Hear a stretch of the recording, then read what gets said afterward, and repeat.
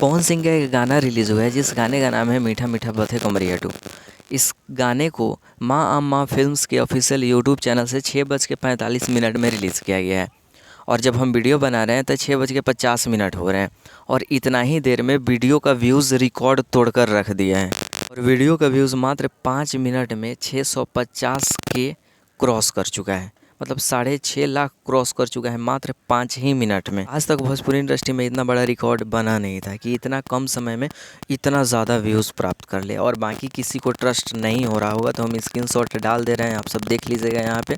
और बाकी डिस्क्रिप्शन में वीडियो का लिंक डाल दिए हैं, अगर नहीं देखे हैं तो जाके फुल वीडियो वॉच कीजिए जल्दी से।